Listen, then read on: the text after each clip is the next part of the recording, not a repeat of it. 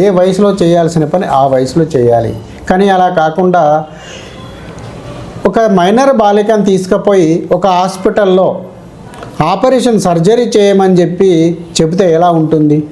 అంటే దానికి చదువు కానీ దానికి సంబంధించిన వయసు అనుభవము ఎలాంటిది లేకుండా కేవలం ఆమెకు ఆ యొక్క సర్జరీ చేయొచ్చు 4-5 సార్లు చూసింది, ఆమె ఏదన్నా ఒక శరీర భాగాన్ని లేదా వ్యవహారాన్ని తొలగిస్తున్నప్పుడు లేకపోతే డాక్టర్ వాళ్ళ నాన్నను ఎవరో డాక్టర్గా ఉన్నప్పుడు ఆయన వెంట పోయి చూసింది కాబట్టి ఆమె కూడా సర్జరీ ఎలా చేయాలో తెలుసు అంటే ఎలా ఉంటుంది? ఒకసారి ఊహించుకోండి మీరు.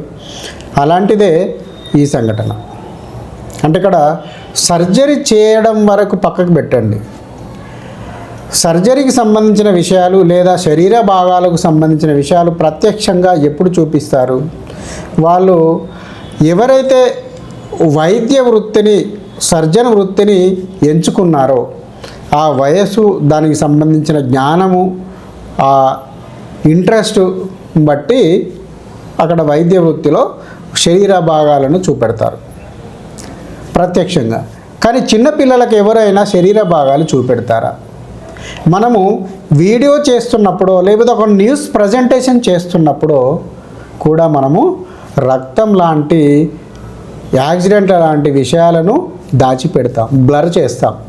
మీడియా హౌజుల్లో కూడా రక్తం కానీ లేదా మర్డర్ లాంటి వ్యవహారాలు, కత్తిపోట్ల లాంటి రక్తం కారుతున్న, లేదంటే ఒక యాక్సిడెంటు, లేదంటే ఒక మర్డర్ ఇలాంటి వ్యవహారాలను చూపించేటప్పుడు ఆ యొక్క సంఘటనలు ప్రేరేపితమైనవిగా భయానకంగా చూపెట్టద్దు అనే ఒక విధానాన్ని పాటించి దాన్ని బ్లర్ చేయడమా లేకపోతే మాఫ్ చేయడమా చేసి చూపెట్టడం జరుగుతూ ఉంది.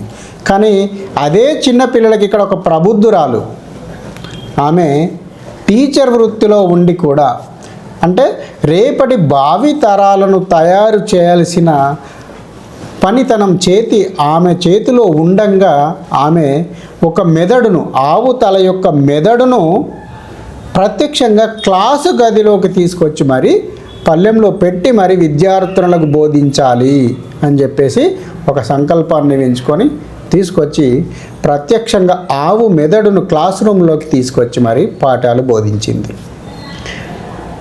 ఆమె ఉద్దేశంలో అది మంచా చెడా అన్నది పక్కకు పెడితే ఆమె ఎందుకు అలాంటి పని చేయాల్సి వచ్చింది? అక్కడ ఉన్న విద్యార్థుల వయసు ఎంత? కేవలం వాళ్ళ వయసు 15 సంవత్సరాలు పూర్తిగా నిండలేదు. ఇంకా వాళ్ళు చదువుతున్నది 10వ తరగతి.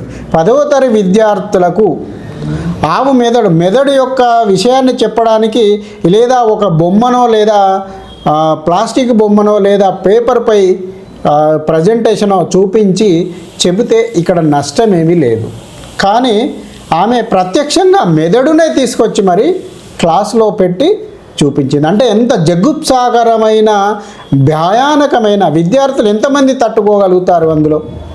ఆ యొక్క వయసు పిల్లల్లో ప్రత్యక్షంగా మెదడును చూస్తున్నప్పుడు ఎంతమంది దాన్ని తట్టుకొని నిలబడగలుగుతారు? ఈ విషయాలేమీ ఆమెకు బోధపడలేదు, ఆమె ఆ స్ఫురణకే రాలేదు. కానీ ఆ యొక్క సంఘటన నేనేదో ఘనకార్యం చేస్తున్నానంటూ మెదడును తీసుకొచ్చి క్లాస్ రూమ్లో బోధించింది. ఇది మరెక్కడో కాదు, మన తెలంగాణలోని వికారాబాద్ జిల్లా యాలాల మండల కేంద్రంలోని జెడ్పీహెచ్ఎస్ ప్రభుత్వ బాలికల పాఠశాలలో జరిగింది. బాలికలు మొదలే సున్నిత మనస్కులుగా ఉంటారు. అలాంటి సందర్భంలో వారికి ఆ వయసులో వైద్య వృత్తి చదువుకునే అంటే దాదాపు 25-26 సంవత్సరాల వయసులో వైద్య వృత్తిని ఎంచుకున్న సందర్భంలో చూపెట్టాల్సిన మానవ శరీర భాగాలను ఆమె మెదడును తీసుకొచ్చి మరి ప్రత్యక్షంగా చూపించింది.